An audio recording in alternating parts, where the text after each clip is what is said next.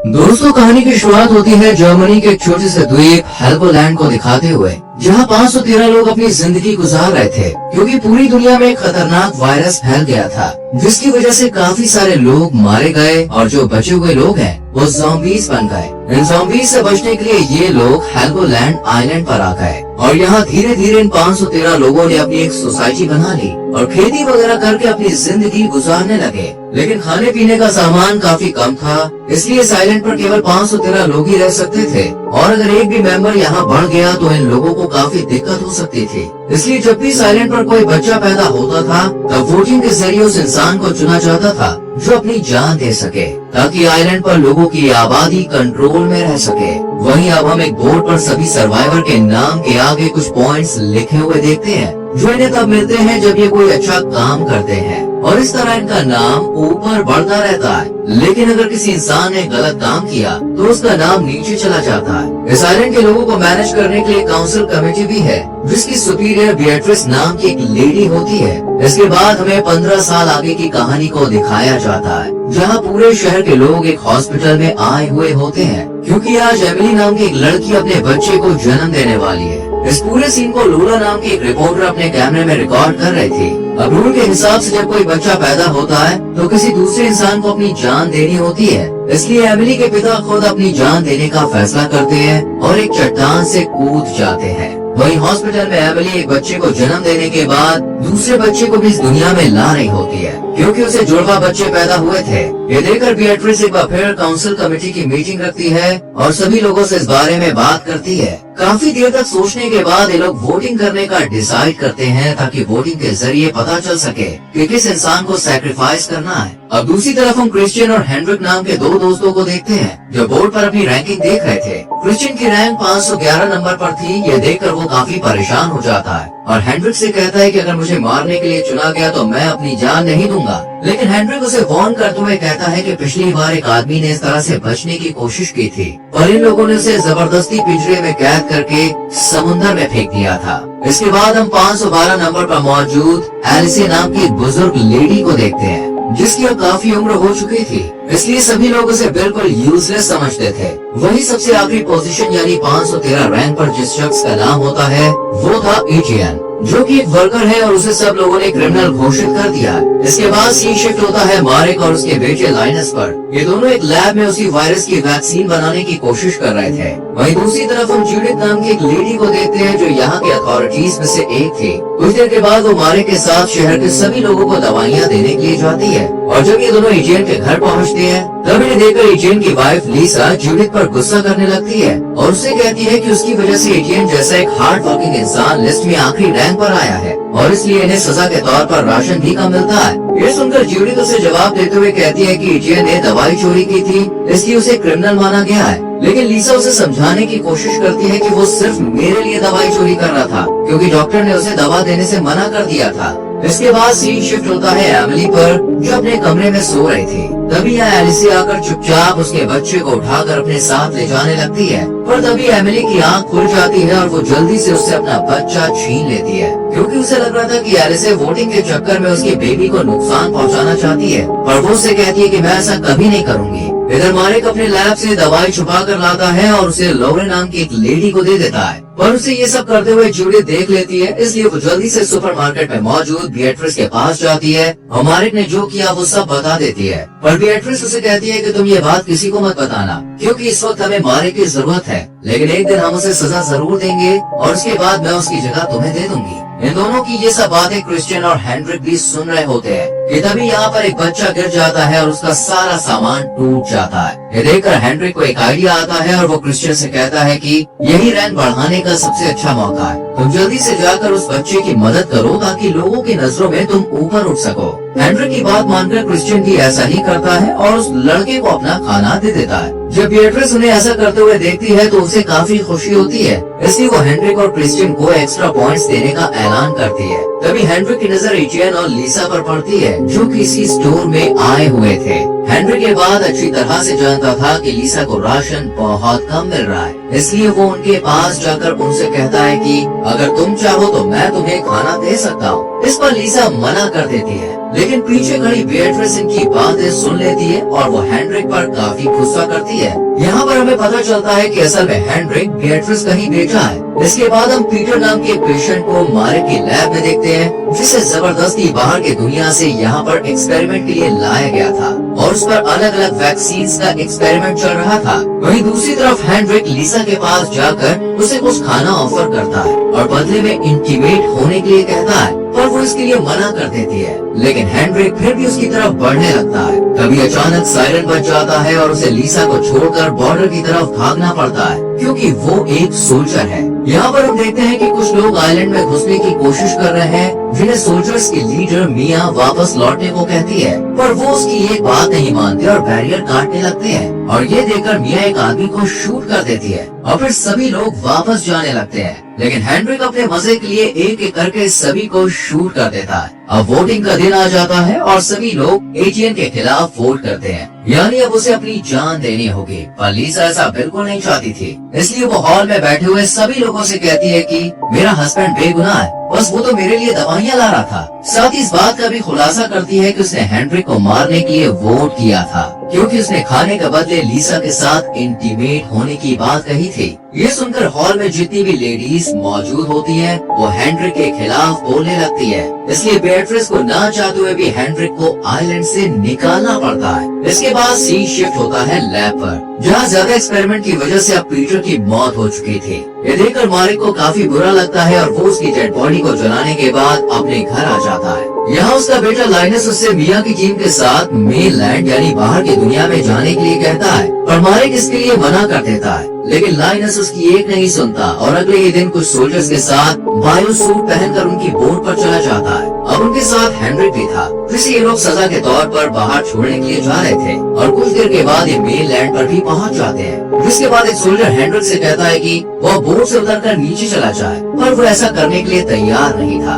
ये देखकर हांस नाम का एक सोल्जर गुस्से में उसे एक जोरदार मुक्का मारता है, क्योंकि उसकी बहन के साथ भी हेनरिक ने गलत काम किया था। और फिर वो जल्दी से यहाँ से भाग जाता है। दूसरी तरफ आइलैंड पर बेatrice अपनी एक एम्प्लॉय के साथ वाटर सप्लायर के एक चीफ इंजीनियर से मिलने के लिए जाती है, क्योंकि पानी का मीटर खराब हो चुका था। बेatrice जब उस इंजीनियर से बात कर रही होती है, तब उसकी एम्प्लॉय की नजर एक रेडियो पर पड़ती है, जिसे देखकर वो थोड़ी हैरान हो जाती है, क्योंकि इस आइलैंड पर रेडियो रखना इल्लीगल था। अब चीफ मीटर को ठीक करने के बाद बेatrice अपनी वाइफ को भी इस आइलैंड पर लाने की रिक्वेस्ट करता है, लेकिन वो मना कर देती है। इधर सभी सोल्जर लाइनस को बोट पर रुकने की कहकर पूरे शहर में घूमने के लिए निकल जाते हैं, जहाँ उनकी मुलाकात अर्ल नाम के एक आदमी से होती है। ये सोल्जर्स उसे खाने का कुछ सामान देते हैं और इसके बदले में अर्ल इन्हें 2 बड़े बड़े बॉक्सेस और कुछ दवाइयाँ देता है। वहीं दूसरी तरफ लाइनस, जो कि इन सभी सोल्जर का बोट पर इंतजार कर रहा था, लेकिन वक्त बीत जाने के बाद भी ये जब नहीं आते, तो वो बोट से उतरकर आसपास घूमने के लिए चला जाता है,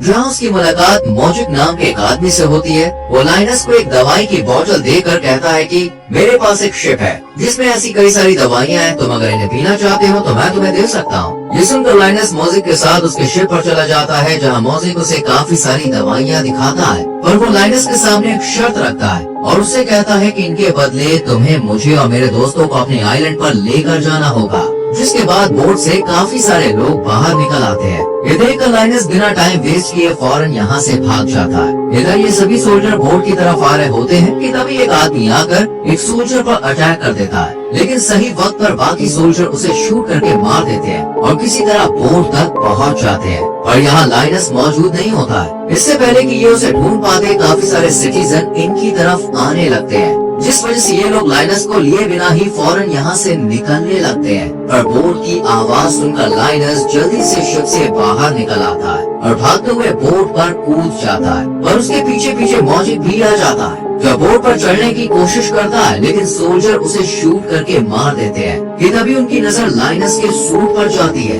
जो कि अब फट चुका था। उसके फटे हुए सूट को देखकर सोल्जर्स को लगता है कि कहीं वो इन्फेक्टेड ना हो गया, इसलिए वो उसे एक इंजेक्शन देकर यहीं बेहोश कर देते हैं और आइलैंड पर वापस लाने के बाद उसे लैब में क्वारंटीन कर देते हैं। इसके बाद यहाँ मारिक अपने बेटे से मिलने के लिए आता है। तब लाइनस उसे मौजिक द्वारा दी गई दवाई दिखाता है और उसे जो कुछ भी शिप पर हुआ वो सब बता देता है। ये सुनकर मारिक जल्दी से उस दवाई को टेस्ट करता है और उसे पता चलता है कि ये असली वैक्सीन है, इसलिए वो बिएट्रिस के पास जाकर उसे दोबारा अपने सोल्जर्स को उस शिप पर भेजने के लिए कहता है ताकि ज्यादा से ज्यादा दवाई को यहाँ लाया जा सके। पर बिएट्रिस इसके लिए मना कर देती है क्योंकि पिछली ट्रिप में उसका बहुत ज्यादा नुकसान हो गया था। इधर हम मेनलैंड में अर्ल के गार्ड्स को देखते हैं जहाँ उन्हें पानी में मॉजिक की लाश मिलती है और उसके हाथ में उन्हें एक दवाई की बोतल भी मिलती है, जिसे देखने के बाद अर्ल अपने गार्ड्स को ऐसी और दवाइयाँ ढूंढने का ऑर्डर देता है। वहीं दूसरी तरफ हम हेनरिक को देखते हैं जो शहर में इधर उधर भटक रहा था। तभी उसे रास्ते में वेल्मा नाम की एक लेडी दिखाई देती है जो लोगों को कुछ न कुछ देकर उनकी मदद किया करती थी। हेनरिक उसके पास जाकर उससे फ्लर्ट करने लगता है और वेल्मा उससे खुश होकर उसे अपने असिस्टेंट के तौर पर रख लेती है। इसके बाद वेल्मा हेनरिक को एक थिएटर में लेकर जाती है जो कि असल में उसका घर था। इसके बाद वो हेनरिक के सामने बार बार अर्ल का नाम लेने लगती है, जिस पर वो उसी अर्ल के बारे में पूछता है, लेकिन वेल्मा उसे कुछ नहीं बताती है। जैसी रात होती है हेनरिक मौका मिलते ही वेल्मा को मार देता है और उसका सारा सामान लेकर यहाँ से निकल जाता है। दूसरी तरफ बिएट्रिस लीसा से मिलने के लिए जाती है और उसे एक जॉब ऑफर करते हुए कहती है कि अगर तुम मुझे शहर की सारी जानकारी लाकर दोगी तो इसके बदले मैं तुम्हें और तुम्हारे हस्बैंड को एक अच्छी जिंदगी दे सकती हूँ। ये सुनकर लीसा बहुत ज्यादा खुश हो जाती है और इस जॉब के लिए मान जाती है। दरअसल में ये सिर्फ बिएट्रिस का एक प्लान था। इधर लैब में लाइनस की जगह अब जूडिथ को काम में लगा दिया जाता है और जब वो अर्ल के द्वारा दिए गए उन दो बड़े बॉक्सेस को खोल कर देखती है तो उसमें एक आदमी और एक लेडी को कैद करके रखा गया होता है जिन पर अब मार एक वैक्सीन का एक्सपेरिमेंट करने वाला था। इससे पहले कि वो कुछ कर पाता यहाँ लैब में एक सोल्जर की डेथ हो जाती है और उसके पूरे शरीर पर लाल निशान बन जाते हैं, यानी वो वायरस से इन्फेक्टेड हो चुका था। वहीं जब लाइनस अपनी बॉडी को देखता है तो उसे भी सेम वैसा ही निशान नजर आते हैं, जिन्हें देखकर वो बहुत ज्यादा डर जाता है, लेकिन इसके बारे में किसी को नहीं बताता है। इसके बाद हम काउंसिल की एक मीटिंग को देखते हैं जहाँ बिएट्रिस उस पेशेंट की मौत का जिम्मेदार मिया को ठहराते हुए कहती है कि उसे अपनी टीम को सही तरह से प्रोटेक्ट नहीं किया था, इसी वजह से वो सोल्जर इन्फेक्टेड हो गया। इसलिए बिएट्रिस उसके 100 पॉइंट्स कम कर देती है और उसे सजा के तौर पर जेल में काम करने के लिए भेज दिया जाता है। तभी इसी हॉल में मौजूद लोला की बेटी फियोना अचानक खांसने लगती है, जिसे देखकर सभी को लगता है कि शायद वो भी वायरस से इन्फेक्टेड हो गई है। इसलिए सभी लोग यहाँ से भाग जाते हैं। असल में फियोना प्रेग्नेंट थी, लेकिन उसकी अभी तक शादी नहीं हुई थी, इसलिए उसके बच्चे को इलीगल माना जाएगा। इसी डर की वजह से वो अपने बॉयफ्रेंड टॉम के पास जाती है, पर टॉम उससे वादा करते हुए कहता है कि वो उसका और उसके होने वाले बच्चे का ख्याल रखेगा। जिसके बाद हमें लैब का सीन दिखाया जाता है जहाँ एक्सपेरिमेंट की वजह से अब उन दोनों पेशेंट्स की हालत बहुत ज्यादा खराब हो रही थी और इन्हें देखकर मारिक जूडिथ से कहता है कि हमारे पास ज्यादा वक्त नहीं है, इसलिए हमें जल्द से जल्द वैक्सीन बनानी ही होगी। इधर आइलैंड पर अर्ल मॉजिक के लोगों से मिलता है और उन्हें इसकी बॉडी दिखाकर कहता है कि इसे आइलैंड के लोगों ने मारा है। अगर तुम लोग मुझे दवाई के बारे में बता दोगे तो मैं तुम सबकी जिंदा रहने में मदद करूंगा। ये सुनकर स्पार्क नाम का एक आदमी आगे आता है और अर्ल से कहता है कि मैं तुम्हारी हेल्प करने के लिए तैयार हूँ, पर इसके बदले तुम्हें मुझे आइलैंड पर लेकर जाना होगा। कुछ देर सोचने के बाद अर्ल इसके लिए राजी हो जाता है। दूसरी तरफ मारिक जेल में मिया से मिलने के लिए जाता है और उसे कहता है कि मैं तुम्हारी जेल की सजा को कम करा सकता हूँ, लेकिन इसके बदले मैं चाहता हूँ कि तुम मेन लैंड पर जाकर उस शिप से वो वैक्सीन लेकर आओ। लेकिन मिया इस काम को करने के लिए मना कर देती है। इसके बाद हम हेनरिक को देखते हैं जिसे मेन लैंड पर कैनिबल की एक गैंग पकड़ लेती है, पर हेनरिक अपनी जान बचाने के लिए झूठ बोलते हुए कहता है कि वो अर्ल के लिए काम करता है। ये सुनकर कैनिबल गैंग उसे अर्ल से मिलवाने के लिए ले जाते हैं, पर अर्ल तो उसे जानता भी नहीं था, इसलिए वो हेनरिक को मारने वाला ही होता है कि तभी वो जोर से चीख कर कहता है कि मैं बिएट्रिस का बेटा हूँ और गलती से यहाँ पे आ गया हूँ। इसके बाद वो अर्ल को वेल्मा की मौत के बारे में बताता है कि वो वायरस की वजह से मारी जा चुकी है, लेकिन अर्ल पहले से ही सारी सच्चाई जानता था, इसलिए वो हेनरिक से कहता है कि तुम्हें आइलैंड से निकाला गया था और वेल्मा की मौत की वजह वायरस नहीं बल्कि तुम हो, तुमने उसकी जान ली है। ये सुनकर हेनरिक के पसीने छूट जाते हैं क्योंकि वो समझ चुका था कि उसके साथ बहुत बुरा होने वाला है, इसलिए वो अपनी जान बचाने के लिए आइलैंड के सभी सीक्रेट्स और डोर्स के बारे में अर्ल को बता देता है, जिससे खुश होकर वो हेनरिक को मारने का इरादा कैंसिल कर देता है। वहीं अब हमें काउंसिल मीटिंग को देखते हैं जहां वाटर सप्लायर के इंजीनियर की वाइफ काइसो का इंटरव्यू लिया जाता है क्योंकि उसे दवाइयों के बारे में बहुत ज्यादा जानकारी थी। लेकिन तभी कमेटी मेंबर्स को पता चलता है कि एक दूसरी कैंडिडेट ने भी इंटरव्यू के लिए अप्लाई किया है जिसका नाम जेनियला है। जेनियला असल में एक सर्जन है, इसलिए कमेटी मेंबर काइसो की जगह जेनियला को सिलेक्ट करते हैं और फिर उसे इस आइलैंड पर बुलाया जाता है और उसकी शिप में दूसरी गैंग के 2 लोग छुप कर आ जाते हैं इधर अपनी वाइफ को सिलेक्ट ना होता देख इंजीनियर को बहुत बुरा लगता है, इसलिए वो मेनलैंड पर जाने का फैसला करता है। लेकिन बिएट्रिस उसे ऐसा करने से मना कर देती है क्योंकि वो पूरे आइलैंड पर इकलौता इंजीनियर था जो वाटर सिस्टम को ठीक कर सकता था। दूसरी तरफ अब एजियन को बिएट्रिस की मदद से विंड मिल में नई जॉब मिल जाती है,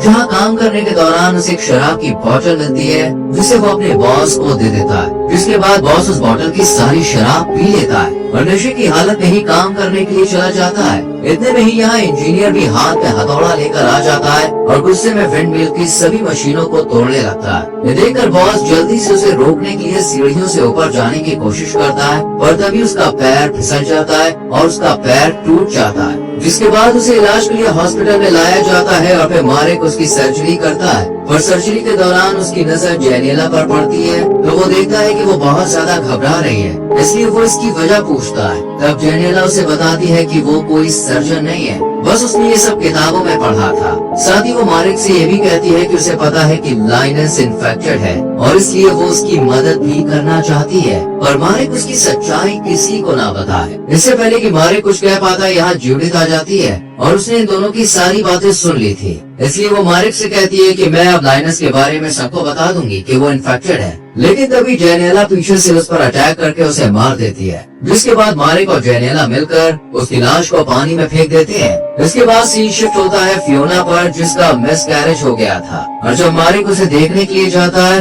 तब फियोना की माँ उससे कहती है कि प्लीज तुम इसके बारे में बिएट्रिस को कुछ मत बताना, और इसके लिए मारेक भी मान जाता है। इधर बिएट्रिस जब लैब में जाती है तो उसे दीवार पर एक टूटा हुआ दांत रखा हुआ दिखाई देता है, जिसे देखकर वो समझ जाती है कि ये दांत किसी और का नहीं बल्कि जूडिथ का है। इसलिए वो फौरन मारेक के पास जाती है और उसे जूडिथ के बारे में बात करते हुए कहती है कि वो कहीं गायब हो गई है और मुझे लगता है कि उसे गायब करने के पीछे तुम्हारा ही हाथ है। इस पर मारेक उसे बड़ी ही चालाकी से जवाब देता है कि मैं जानता हूँ कि तुम मुझे नुकसान नहीं पहुँचा सकती क्योंकि तुम्हें मेरी जरूरत है। ये सुनकर बिएट्रिस शांत हो जाती है और कुछ देर सोचने के बाद कहती है कि वो जूडिथ की मौत का इल्जाम इंजीनियर पर डाल देगी और लिसा की मदद से कुछ झूठे सबूत लोगों को दिखाकर ये साबित कर देती है कि जूडिथ की मौत का जिम्मेदार इंजीनियर है। इसके बाद हम एजियन को देखते हैं जिसे अब विंड मिल का नया इंचार्ज बना दिया गया था। ये बात जब बॉस को पता चलती है तो वो गुस्से में एजियन के घर जाता है और उससे कहता है कि तुमने मुझे जानबूझकर शराब की बोतल दी ताकि मेरे साथ वो एक्सीडेंट हो जाए और तुम मेरी जगह ले सको।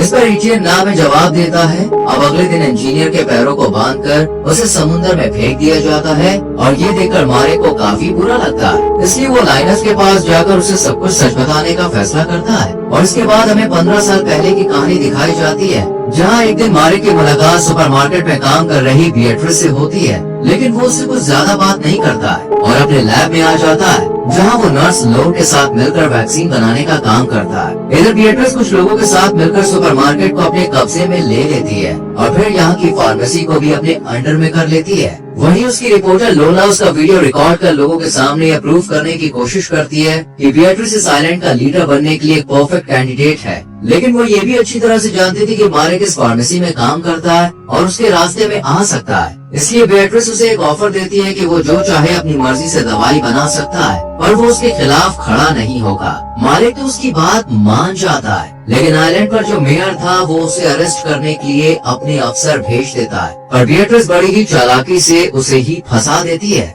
इसके बाद सीन शिफ्ट होता है मारेक की वाइफ पर, जो कि मेनलैंड पर रहकर वैक्सीन बना रही होती है कि तभी कुछ गुंडे यहाँ पे आकर उसे मार देते हैं। वहीं दूसरी तरफ बिएट्रिस लोर को आइलैंड की आबादी को कंट्रोल रखने के लिए सिर्फ 513 लोगों को ही यहाँ रखने के लिए कहती है। पहले तो लोर इसके लिए मना करती है क्योंकि उन्हें आधे से ज्यादा आबादी को मारना होगा, लेकिन जब बिएट्रिस उसे धमकाती है तो वो इसके लिए राजी हो जाती है और फिर एक एक करके सभी लोगों को वायरस का इंजेक्शन लगाया जाता है और इस तरह कई लोग मारे जाते हैं, जबकि कुछ की रिपोर्ट्स चेंज कर उन्हें पॉजिटिव दिखाकर आइलैंड से बाहर निकाल दिया जाता है। ये देखकर मारेक जल्द से जल्द वैक्सीन बनाने का फैसला करता है ताकि लोगों को बिएट्रिस की सच्चाई बता सके, पर इस बात को 15 साल बीत गए थे। इसके बाद सीन प्रेजेंट में शिफ्ट होता है, जहाँ लाइनस की मौत हो चुकी थी और मारेक अपने पूरे कन्फ्यूजन को रिकॉर्ड कर देता है, लेकिन जेनियला आकर उस टैब पर गोली चला देती है क्योंकि वो अर्ल की गैंग मेंबर है। इधर अर्ल अब अपनी आगे की प्लानिंग शुरू करता है और इसी के साथ ये सीरीज यहीं खत्म हो जाती है।